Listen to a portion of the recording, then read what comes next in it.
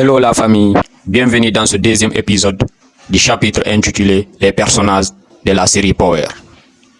Si tu as raté le premier épisode, je t'invite à faire un tour sur la chaîne afin de pouvoir le visualiser.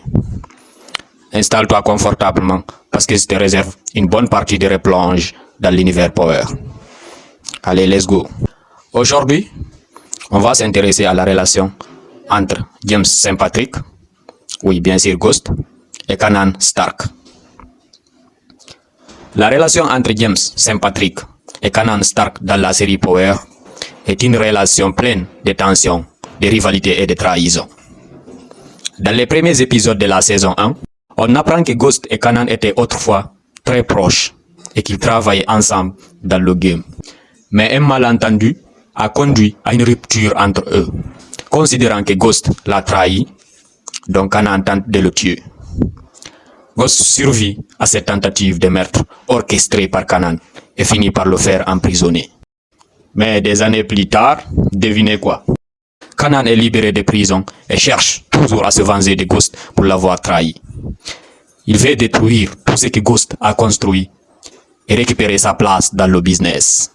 Kanan devient alors un ennemi redoutable pour Ghost, cherchant constamment à le mettre en difficulté et à le pousser à sa limite.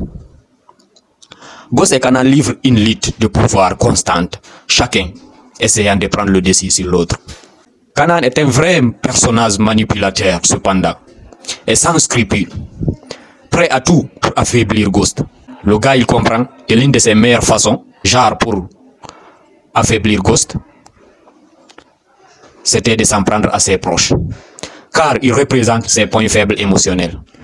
Donc pour atteindre son objectif, il n'hésitera pas à utiliser les personnes importantes de Ghost, comme Tasha, sa femme. Kanan essaye d'utiliser la relation entre Ghost et sa femme Tasha pour s'aimer le discorde et la méfiance.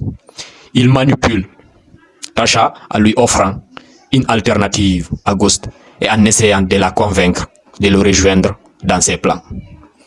Il y a également Angela Valdez. Kanan découvre la relation entre Ghost et Angela et utilise cette information pour mettre Ghost en difficulté. Il fait pression sur Angela pour qu'elle l'aide à mener ses activités criminelles, menaçant de révéler leur liaison. Mais bien sûr, il y a aussi Tariq St. Patrick. Surtout lui. Kanan voit en Tariq, le fils de Ghost, un moyen de manipuler et de tourmenter Ghost. Ouais. Il se rapproche de Tariq, l'entraîne dans des activités illégales et tente de le convaincre de se rebeller contre son père. Kanan utilisera également d'autres personnes de l'entourage Ghost, comme Tommy Egan et Drake Cluman, pour réaliser ses plans et affaiblir Ghost. Vous connaissez tous Tommy, le gars le plus proche de Ghost. Et cette dynamique entre Kanan et les proches de Ghost ajoute une tension supplémentaire à l'intrigue de la série et crée des situations dramatiques et souvent dangereuses pour les personnes impliquées. Vraiment, on sait que Kanan, même après sa mort, son impact continuera à tourmenter les personnages de la série, notamment Tariq. Il apparaîtra dans des situations vraiment difficiles pour Tariq, pour lui manipuler. Et finalement, c'est lui-même qui va pousser Tariq à tuer son père. Et il apparaîtra aussi dans une vision de Ghost. Il essaiera de le tourmenter, mais Ghost, étant Ghost lui-même, il ne va pas se laisser faire. C'est la fin de cette partie. N'hésitez pas à vous abonner pour les prochains épisodes.